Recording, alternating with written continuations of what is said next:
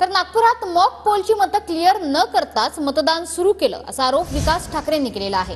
दादाजी धुनीवाले केंद्रावर फेर मतदान घ्या अशी सुद्धा मागणी विकास ठाकरेंनी केली आहे। तर नागपूरमधील ही तक्रार तपासून पाहिली जाईल अशी प्रतिक्रिया सुधीर मुनगंटीवार यांनी दिली आहे। पोलची जी मतं क्लिअर करावी लागतात ती क्लिअर न करता तिथे मतदान झालं, ही जिथे जे अधिकारी असतील त्यांची चूक आहे।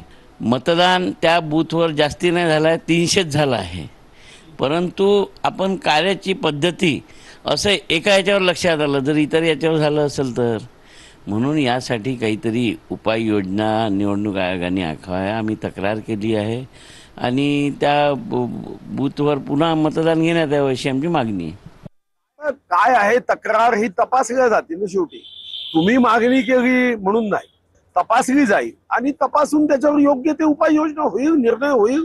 याचे नियम काय, निवडणूक आयोगाने काय सांगितलं आहे, सुप्रीम कोर्टाने या संदर्भातले काही डायरेक्शन्स दिले आहे, हे डायरेक्शन्स वगैरे बघितल्यावरच निर्णय करेल। ही मशीनच ईव्हीएम मशीन डुप्लिकेट होती का, की साधारणतः यासाठी ती आणली होती का, किंवा जर ओरिजिनल यामध्ये अशा पद्धतीने काही करायचं असेल तर सर्व राजकीय पक्षाला विश्वासातच घेतल्या जातात।